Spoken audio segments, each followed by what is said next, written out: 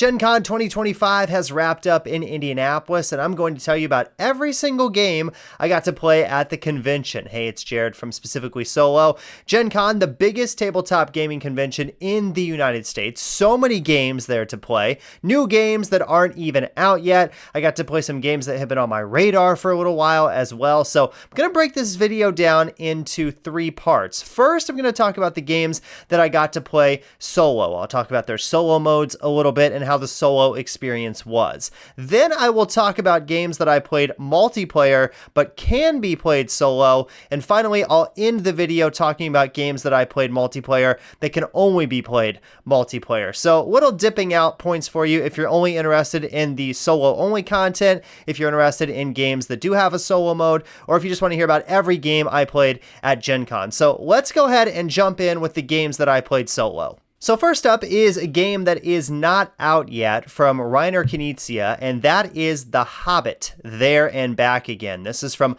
Office Dog Games. They also publish River of Gold, which was very popular last year. And in The Hobbit, There and Back Again, this is a roll and write in the world of The Hobbit. So what you're going to do is you have these various missions that you are trying to complete. It's not a campaign game. They do recommend that you play the missions in the order they've laid them out, but you don't have to. There's 8 different missions, and what you are doing is you are rolling 5 dice. And on those dice are going to be lines, very a la Railroad Ink, if you've played that. And you're going to draw those particular patterns on your board. Now, the cool thing about this game is that all the missions are in this little booklet. Each player has a booklet. It's a dry erase book. So there's no sheets in this game. They're just big books with the 8 missions in them that you can go through. I really enjoyed this as a solo experience. I'm a big fan of roll and writes and flip and writes, and I thought this one was pretty well done. I played 2 of the 8 missions that were in the, the box basically, and both of them played differently, and I really enjoyed that. I thought the first one was about getting, all these characters basically to one central location through route building. And then the second was kind of going through a map and trying to draw routes around these idols, but also collecting swords while you were doing that, and also getting to the end of the map as well. The way the solo mode works is you have a specific number of rounds to try and achieve that objective. You still, technically beat the game if you don't get to the final thing, but you do lose 20 points if you don't complete that final objective. So it's a really good way to kind of make a little bit of a twist on a beat your own score type solo mode. Also, the solo mode is very simple to run. You roll the 5 dice, you kind of set them out into 3 different sets on the table, a group of 2, a group of 2, and a group of 1. You take 1 die from each of those 3 collections and then use them somewhere on your map. This one was really enjoyable. It was a nice little cozy game. It didn't take very long at all to play. Rules were super simple too. Again, this one isn't out yet, but it seems like this is really going to be more of a solo game than a multiplayer game. You can play it multiplayer. There are multiple books in the box, but this seems like a really great solo experience. So this is definitely one to keep your eye on. That's The Hobbit, There and Back Again. Next was one of the hot releases at the convention, and that's Positano. Positano is an auction game. What you are doing is kind of building these buildings on a seaside cliff. And so what you're going to do is you're going to pick a bid card that's in your hand and a booster card, and you're going to lay those down, and that's going to determine what items you pick up. There are different tiles that you place out on a board, and there are 3 different things that you are trying to go after. You're going after your location. Do you want, a higher level up on this cliff? Do you want a lower level on this cliff? You're bidding on your roof. You have bronze, silver, and gold. Gold roofs being the best in the game. They're going to score you the most points at the end. And also how many building blocks you're going to get on that particular turn. So then once you play your bidder card and your booster card, you're going to take whatever you have received and then kind of execute those actions. Overall, this is a pretty quick game. It's not too complicated complicated at all. It's very simple. How the solo mode works in this one is it's going to flip over a random bid card and a booster card, and then you're going to place your bid. Whoever bids highest will get the leftmost item in that particular section. So if you want the first thing that's out there, then you're going to try to bid a high number to make sure you grab that. If you want, the thing that's in the rightmost column, then you're going to bid lower so that you can try and grab that one. And with only two of you playing, there's only two options out there on the board. But it does create for some interesting strategic decisions. Sometimes you don't want the thing that's on the leftmost side, so you want to try to bid lower and try to get the other item, but sometimes you can't just due to the cards that you have left in your hand, because you can only play each bidder card and booster card once. So once you play those are gone for the rest of the game. So there's definitely some strategy involved there in which cards you play at which time. You also have these goal cards that you're trying to achieve as well. Like maybe you're trying to get one of the tallest buildings. Maybe you're trying to get the most buildings in a contiguous, area. Maybe you want the most buildings on level 3 and 4 of the cliff. Different goal cards that you can factor in to the gameplay. For this one, I felt like the solo mode was a little underwhelming. I don't know if there's a ton of replayability there with this one, at least not from a solo perspective. The scoring was very close, though. The solo mode beat me by 1 point, so I will say it is very well balanced in terms of a solo mode, but I just found it a little random how it just flips over, a auction card and a booster card there to get its items. I felt like there wasn't, there's not a ton of strategy there for the solo mode. It's just doing something at random, and then you have to respond to that. Now, if you play the game more, everybody gets the same cards in terms of the bidder cards and the booster cards. So if you, get to know those numbers a little bit better in terms of those, what those cards are, you could strategize probably a little bit better against the solo mode, which may make it even, easier to beat possibly. This has a really fantastic table presence though. The blocks are really, really cool and they stack on each other really well. It looks really neat. In fact, while I was playing it in the BGG Hot Games room, I had a couple people come over and say, "Oh, what's that? That looks really cool," because it's just got a great table presence. But from a gameplay perspective, I feel like this one is probably better with more players. It would also, kind of clog up things a little bit more, which would make it more interesting, I think, from my perspective. I think the more players you have play this, it's probably better. So Positano, not great from a solo perspective, but really great table presence, and it was fun to play, an auction bidding game. The next one that I played solo is Fountains. This game is not out yet. This is a drafting tile placement game that also has a little bit of a rondel action going on. And this one, you are just trying to build your fountain. The cool thing in this game is that you can stack your fountain tiles on top of each other, and you're trying to focus on how your water is flowing through your fountains. You're going to score points for things like fish in your fountains, for how many pools you have, for how many lily pads you have in a contiguous area. All of those things are going to score you points at different times throughout the game in fountains. This one was probably actually my least favorite solo mode of everything that I played. It felt very, very random. What it does is there is a little gear token that you place out on the rondel. It moves one space every turn and then just takes whatever tile matches up with that particular shape. Basically, there's like 6 different shapes of tiles in the game, and then it just collects it, puts it in a big stack, and then at the end of the game, or at the various scoring points of the game, you go through and you compare how many of that item you have versus the solo mode. This was kind of annoying because I wasn't building out the solo mode's, fountains. I was just stacking them up. So every time I had to go, count, okay, how many lily pads does the solo mode had? I had to go through every single tile that it had collected and count that number up. Same with the fish, same when counting up the number of pools. I had to go through all the tiles. So just felt like it wasn't really well developed from a solo perspective. And then obviously the blocking of spaces, that doesn't really factor in too much. I didn't find that a huge concern when it would, block a particular space.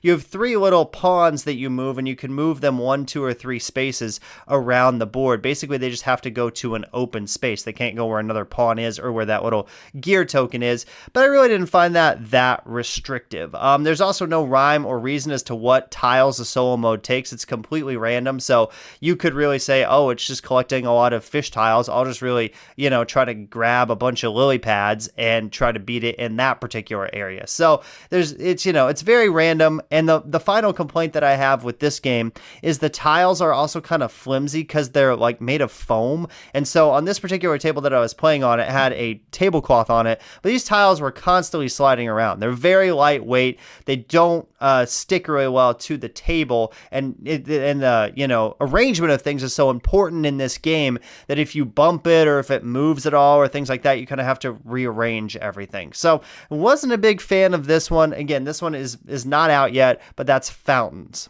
Switching to another really great solo game, that is Valkyrie, a Black Orchestra game. This one was a ton of fun. In this game, your goal is you are trying to assassinate Hitler with explosives. You're trying to go around, you have your characters, and you're trying to collect items, and you're also using dice in this game. It is a dice game and a push your luck game. Every turn, you're going to roll 3 dice, and you're going to check the faces of the die. There's 3 different faces on them. One has an arrow, which basically lets you take an action. There's like 6 different actions you can do in the game. They're all very simple. There's one with a target on it. You can put that at the top of the board, and that is going to let you, once you get 3 of those, recruit an ally, which is really going to help you out with your mission. And there's also a card that is an interrogation. And so what you have to do is flip over this card from the interrogation deck, and something bad is usually going to happen. You're going to either you lose something that you have, you're going to have to make something harder than it was,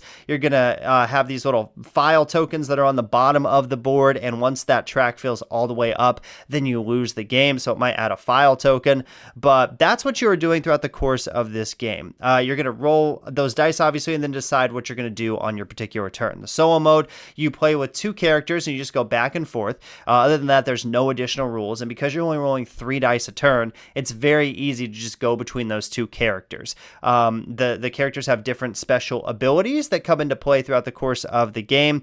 And this game is really tough, but it's really fast, which I think is the thing that I really liked about it. The rules are literally just one big sheet of paper, and it's double-sided, and that's it. And then you're ready to go and play the game. It plays in about 30 minutes, which is what it's advertising on the box. It's, saying basically Black Orchestra in 30 minutes, which I haven't played Black Orchestra, but this did play in 30 minutes and was a really fun game to play. It's very tense when you're trying to get particular items, staying away from those interrogation cards, staying away from the enemies as well. And then the game ends either when you run out of time or when you try to basically assassinate Hitler. But if you go to assassinate Hitler and your dice check, fails, then that's a really, really bad thing. So that can end the game possibly, depending on what point you are in the game. So you have to really decide when is the best time to try and do that, when you have the items necessary to make that happen, and where you place your characters on the board, how they're moving around these various locations is really interesting as well. You're trying to stay away from the enemies, but you also want to collect certain items to try and do well against the enemies, because when you go to interrogate Hitler, you have to have the particular item that matches up with that room to be able to interrogate, basically, and to try and blow him up with the explosives. So overall, really, really cool game. I didn't play anything like this the entire convention. This is the only one that was like this unique. And I think this is really fun. I think if you played this more, you would get better at it. You would learn kind of how the items work better together. There are so many ally tokens, and they all do different things. And if you put them on various locations, they can really help you out. I didn't do very well my first time playing, but I wanted to play it again.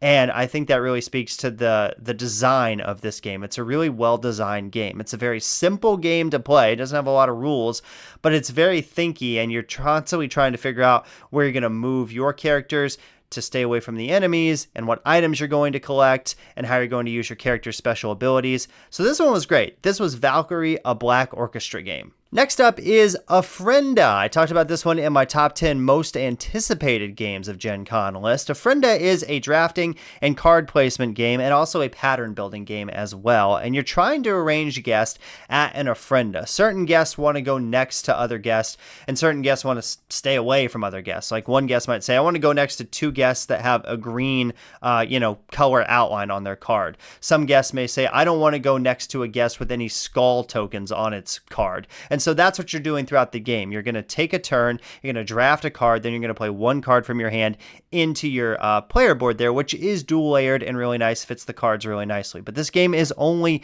12 turns, and I found this to be a really great puzzle that is a really easy rule set and really quick to set up. The solo mode in this game, all you're doing is rolling a die, and then that die is taking away one of the cards. So it's basically just helping to refresh the card row, which I thought was a really well done solo mode. It's really a beat your own score game, but I did like that it had that aspect in there. And the puzzle is really crunchy. When you start out, you're like, oh, I could place this card anywhere. I'll just place it right here for now, and that's where I'll put it. And then as you go along, you have to make decisions because not every card is going to be able to score. At least I don't think it is. You might have a game where you might be able to do that, but usually that's not going to be the case just based on what cards are out there and what you can grab. The other interesting thing is you have marigolds and candles. Marigolds can be used to grab cards that are further away from the leftmost spot on the card selection board. So if you want to get the next one, you have to pay 1 marigold, the one over here 2, and then if you want the one all the way over here, you have to pay 3 marigolds. Marigolds are very limited in this game, so you have to decide when you want to use them. You also have these candles that you're going to be grabbing, and those are going to have scoring conditions on them as well, that when you meet that scoring condition, you get to flip that candle over on your player board. So overall, if you like arranging things, if you like deciding where things are going to go, organizing things, I think you would enjoy this game. This is a really great puzzly game that, again, is very simple. The art is beautiful in this game. It really pops on the table, has a fantastic table presence. And this is one that I really enjoyed. It's quick setup, quick gameplay, but really thinky. And again, with only 12 turns to do something, where you put each card is really, really crucial. So this was one on my top 10 most anticipated list. I did not get a copy of this one, but I did get to play it, and I enjoyed it. That is Ofrenda. And finally, the last game that I played solo was Helsing. So I played a few rounds of this. This was also on my top 10 most anticipated games list for Gen Con. This is a deck building game where you are slotting cards into basically base cards. You're kind of card crafting. If you've played John DeClaire games, that's very one mechanism that he is very well known for, and they're using it here in Helsing. So each character has a special ability and different cards that you're using. You're defeating minions, which are spiders on the board, and then you have one big boss, one big villain that you're trying to go after. There's 4 different villains in the game. I played against the Hen, which was the one they recommended to start with. Still a very, very difficult villain, though. In fact, that was one complaint I had with the game, that the easiest villain was still very hard. So I don't even want to know what the difficulty level was like on the other 3 villains, but the Hen was hard enough. And then you're going to use your money to buy more cards, upgrade those cards, make your deck more powerful. In the solo mode, you play 2 characters, but other than that, there's really no rule changes. I think you get 1 extra card in your hand, so you get 5 cards instead of 4, which is what you get in the multiplayer game. And the transparent cards are really cool, how the cards just kind of are sleeved and they slot things in for the upgrades. But overall, I thought this game was kind of complex for what it was. The rulebook was a little bit confusing. It had a lot of setup for a game that was basically just move characters around and fight bad guys. I feel like if you want to play solo, there are lots of other games that do that better, like Unmatched Adventures Tales to a Maze is a really great one. Kinfire Delve is a really fun, dungeon crawler, boss battler type game. I just felt like this one had a lot going on. And at the end of the day, the gameplay was very simple in terms of what we were trying to do, but it was kind of a lot of setup and a lot of things that were happening at the table. Also, I would say the art on this game makes it look like it's kind of a family game or an easy game or a welcoming game. It's definitely not. It's a very, very difficult game to try and win. So if you're thinking of picking this up for your family, I'd say probably look somewhere else, because this one, while it does have very cute art, while the characters are very cute, there's a pig, a dog, the villain is a chicken, things like that. The gameplay is very hard. It's very hard to try and win this game and do well at this game. So didn't really enjoy that one a ton from a solo perspective. I know that one's not out yet. They didn't even have copies there at Gen Con. They just had a copy in the BGG Hot Games room, so that's where I was able to check that one out. But I'll keep following that one as it finishes up and gets to retail and things like that. But was not an insanely enjoyable experience for the first couple of rounds that I played it, and that was Helsing.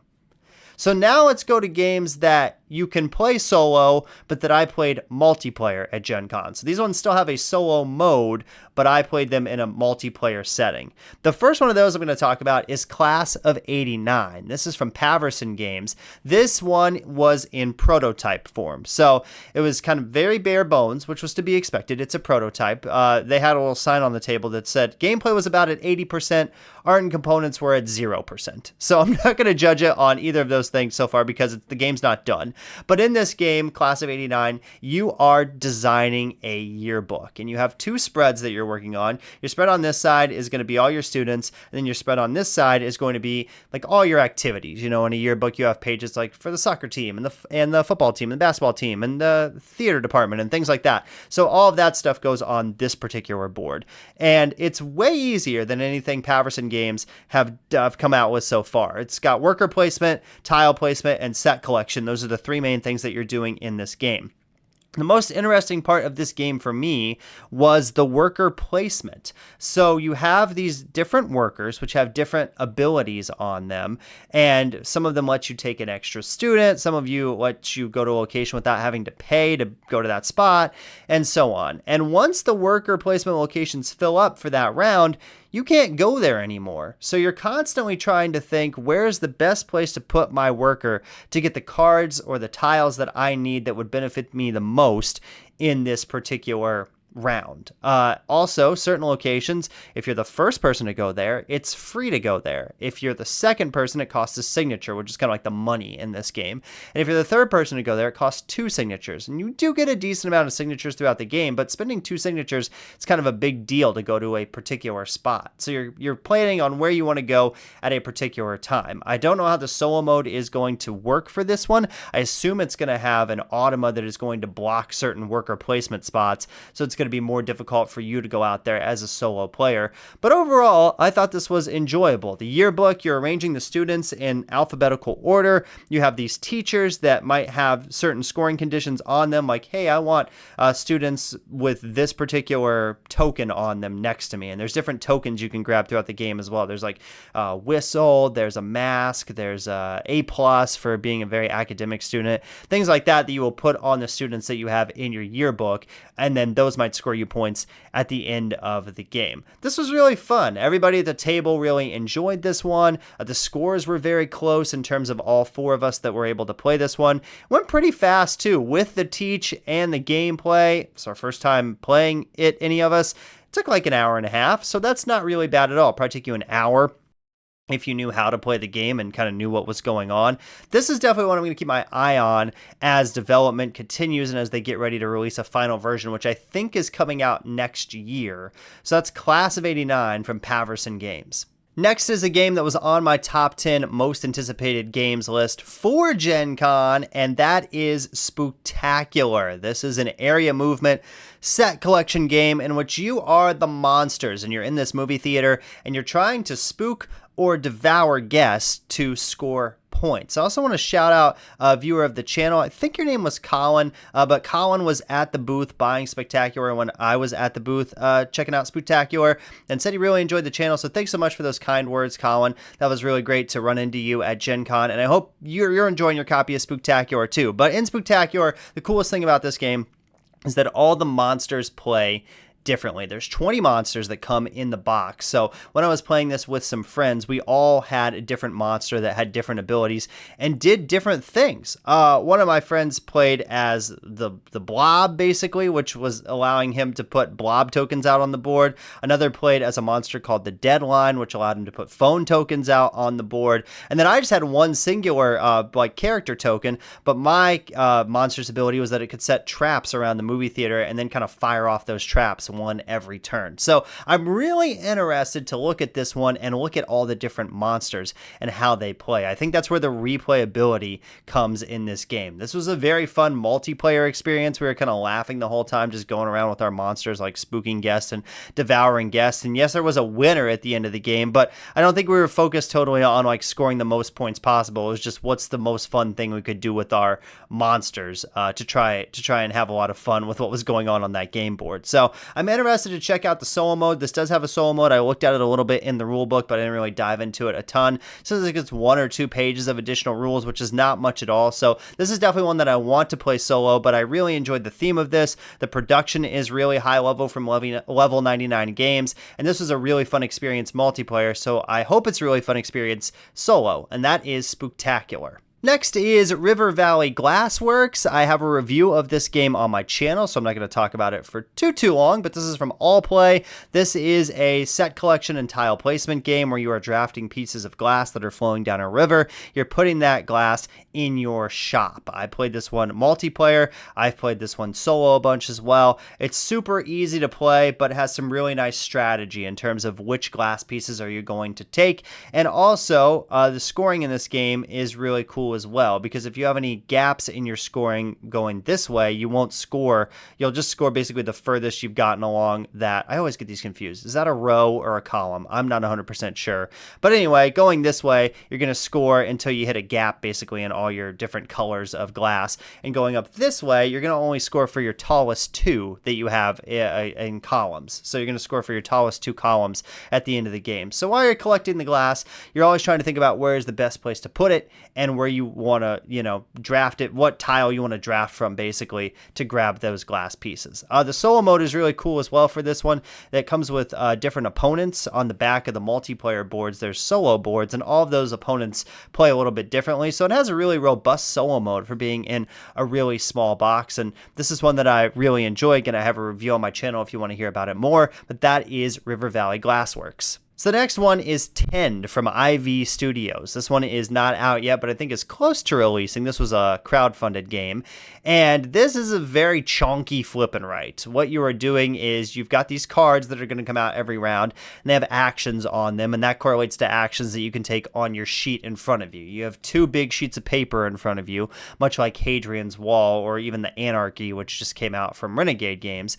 And so what you're doing is you're using those cards to take those actions on your sheet. You're going to try to create combos, because combos is how you're going to score points in this game. And there's 4 different actions that you can do. There's tending, there's chopping, there's fishing, and there's mining. And the cool thing about this game is that new action cards get added to the deck as the game goes on, which allows you to do more powerful actions depending on what you've completed so far. So it kind of has a little bit of a deck building aspect to it, where these better cards with these better actions on them are going to pop up throughout the course of the game. So you're trying to do well in kind of all areas, but the way they explained it is they said, you want to major in one area and minor in the other actions. So for my game, I was majoring in tending, because on my scoring sheet, that's what I was going to get the most points for doing. So I tried to build up that engine pretty early on in the game and try to tend as much as possible. This game, the components are really fantastic. It looks great. It's very, very colorful. The dice are really cool. It has markers that are like double-sided. One side of the marker has a stamp on it, and you use that stamp to mark things in your cargo hold when you collect that particular resource. So honestly, really cool game here from IV Studios. Also, this has scratch-off cards as well. First game I've ever played with like a lottery-type scratch-off card. When you chop or you're mining, you're scratching off on your scratch-off card, and then you're collecting stuff that way. Also, the goals are really well done in this game. You've got three goals that you're working towards that are going to score at various points in the game. But you know what they all are at the beginning of the game. I really like that. And the hardest goal is usually the one that you're going to score at the end. So that felt really well done in terms of I know which goals I need to go for. Okay, we're going to score this one after round 6, this one after round 9, and this one after the final round of the game. That was a great aspect of this game, I thought, and something that would make it very replayable because you'd have different goals every single game. My only complaint with this one is it took a while to play. This game is 12 rounds, which this was a big, like, giant game of 10 where there was like 72 people there. And so, they had a timer going basically for the rounds to just make sure everybody was done before they moved on to the next round. But it was a really lengthy experience. It took almost 3 hours to play this game. I think if you played solo, it would obviously be faster. Wouldn't take that long to complete a game of this. But that was my one complaint. And then my other complaint was it felt like near the end of the game, I had more resources than I could really do stuff with later in the game. One thing is in your cargo hold, you can't put the same color item next to that item in your cargo hold. So while I was tending and had a really good tend engine going, I was able to get these really big, polyomino basically things throughout the course of the game that I was drawing in my little cargo hold. But eventually we got to the end and I just couldn't fit any more of them in there because they would have been next to other, green tinned items. So that was my only other complaint with the game, but overall I really enjoyed this. I thought this was a really well done flip and write from Ivy Studios. I hadn't played any other games before I played this one at Gen Con, and I'm interested to see how this one is when it comes out. I think they're pretty much mostly done with it and should be delivering here pretty soon, and then probably coming out to retail, I would guess. So I'm interested to check that one out. I do really enjoy the flip and write, roll and write genre. This was a big complex one, but that's becoming a trend lately, and I thought this one was pretty well done except for those few minor complaints. So that's Tend from IV Studios. Now I'm going to talk about 3 more games that I played multiplayer at the convention that can only be played multiplayer. So if you're just interested in solo stuff, this is probably where you want to jump out, but if you want to hear about every game that I played at Gen Con, I'm going to talk about 3 more. The first one is Rebirth. This is from Reiner Knizia. This is another banger of a game. This is a great game. It's an area majority and tile placement game. On your turn, you have your tiles in front of you. They're face down. You're going to draw one basically and place it on the board. There's 3 types of tiles and you can go 3 different types of places on the board depending on what your tile face is. That's it. That's basically the rules. It's like draw a tile, place a tile. It's kind of all you're doing throughout the course of the game. But where you are going to put that tile is the biggest question, because there's an area majority aspect in this game with castles. Castles are worth 5 points at the end of the game for each one that you have out there on the board, but they will switch throughout the game depending on who has area majority or the most tiles around the castle. The other cool and really smart design thing with this game is that ties are broken by the player that is already there. So say it's my turn, I'm going to place a tile down. That would give myself maybe 2 tiles around this castle and somebody else 2 tiles around this castle. Well, I don't win that castle. That still belongs to the player that was there first because ties are broken by the non-active player, basically. That really led to some interesting decisions throughout the course of this game for all of us that were around the table, because where you place your tile obviously is the biggest thing in this game. Also, you're going to get points for how many tiles of a certain type are next to each other. So you have like energy and farms that you're building on the board, and if you get a bunch of those in a row, you will score for however many however many connect basically. So if you have like 5 out there and you place another one and that makes 6 that are connected, you get 6 points for that. So you have to constantly think, do I want to place that tile there and get 6 points, or do I want to place it somewhere else and try to block somebody else and try to go for something and maybe make a little area over here? But overall, the board looked really cool at the end of the game with all of our stuff out there. It was really interesting where everybody decided to put their stuff. Scoring was pretty even in this game. This is a very easy game to play, but at the end of it, all 4 of us that were playing it, we didn't know each other before we played, obviously, because it's Gen Con. You kind of just sit down with whoever has the event at that time, but we all really liked it. In fact, one guy said, I might even go, pick this one up because I thought this was such a fun experience. So that's Rebirth by Reiner Knizia. Really great area majority and tile placement game. Next was a new version of Forest Shuffle Dartmoor. I had not played a Forest Shuffle game before. This is my first experience with Forest Shuffle. I call this one Symbols the Card Game because boy oh boy is there a lot of symbols in this game. But this is an engine builder. You're placing cards in front of you in your forest, and you're trying to match up symbols and tags to score points. This game has multi-use cards. Some cards you can place around like a tree basically. But some have are vertical and some are horizontal, depending on what the type of card is. And so you're layering those cards and trying to score points for those cards, and you're going to get a little engine going in a particular area, whatever you're doing for that particular game. The symbols are a blessing and a curse in this game. They're going to make it so that every game is different, obviously, because you're going to get different cards with different symbols on them. So your strategy is going to change every single game. The curse is that, oh my gosh, there are so many symbols. symbols. Why this game does not come with a player aid for the symbols, I do not understand at all. There's 3 of us playing. All 3 of us were passing around the rule book, which on the back page had all the symbols listed. We all needed to look at it at various times throughout the game to see what that particular symbol did. So my one suggestion for this one is to get a player aid in the box somehow, because that would really help out the experience for everybody at the table. But once you understand the symbols, the game is pretty easy. You have to keep an eye on what you're doing and then what other players are doing to try and prevent them from getting too many cards of one type and really building up their engine. I've never played Forest Shuffle, but this one was a lot of fun to play. And it feels like you could play this one solo and just try to beat your own score possibly. It seems like it'd be very easily be adapted to be a solo game. I know for the original Forest Shuffle on BGG, there are a couple of solo modes that people have made for the game. So I'm assuming they're going to do that same thing for Forest Shuffle Dartmoor, which I would be really interested to check out because I thought this was a really fun card game once I got the symbols down. I can see why the original game is so popular. It is pretty easy once you know those symbols, but a lot of strategy, a lot of depth, so many cards that come with the game. And so your experience every time is going to be completely different. This was a fun one. This was Forest Shuffle Dartmoor. And the final game I played at Gen Con was an expansion for Thunder Road Vendetta, Carnival of Chaos. This adds a circular board to Thunder Road Vendetta, very much like a kind of a demolition derby type style thing where you're going in the middle and you're all going in a circle. And if you haven't played Thunder Road Vendetta before, you're just basically trying to beat each other up and you're crashing cars into each other.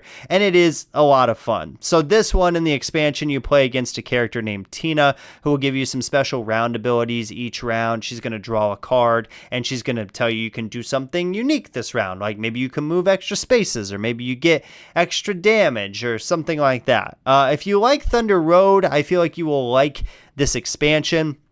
This adds some cool things to the game like super weapons now, which feel really overpowered, but when everybody has one, they don't obviously, and they're like really, really cool. You want like all the super weapons you can get because those were a ton of fun to play with.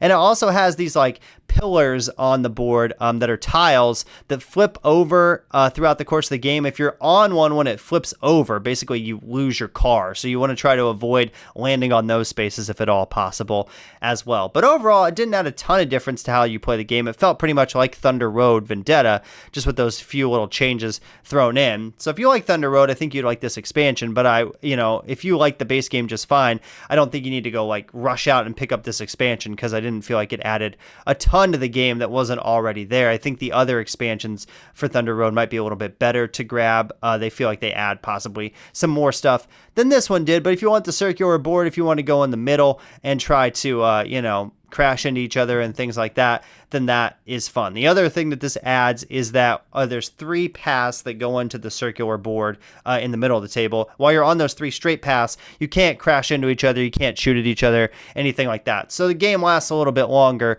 because you have to get in that middle part before you can start doing that. Although I will say I lost one of my cars on the second turn, and that's just Thunder Road Vendetta for you. Sometimes that's going to happen, and that's what makes the game really crazy and really fun. And at the end of the day, you just have to say, well, I lost because my cars were just flying all over the place. So there you go. That is every single game I played at Gen Con 2025. If I had to pick my top 3 favorite games, one from each of those categories that I went through, I think for games that I played solo, I would have to go with The Hobbit, There and Back Again. I love roll and write, and this felt like a really well-designed roll and write that would have a lot of variety with those 8 different missions that were in the game. So that's one that I definitely want to check out when that releases. For a game that I played multiplayer, but that you can also play solo, I think I would have to go with Spooktacular. I'm really interested to see how all of those various monsters play during the game with the 20 different monsters in the box. Every game is going to be different. It also just was a lot of fun spooking and devouring those guests and getting to play as the movie monsters. And they've done a really nice job in this game, kind of, paying homage to certain horror movies and horror franchises franchises and things like that. And then for multiplayer games that I played, that would have to go to Rebirth. Rebirth was such a great game. It was a lot of fun, very simple, but very thinky, great area control game without being super complex rules-wise. Also, the production was really nice on Rebirth as well. And so that would be my favorite game that I played multiplayer at Gen Con. If you like this video, be sure to like and subscribe. It really helps out the channel. Thank you so much for watching. Until next time, I'm Jared. You've been checking out Specifically Solo.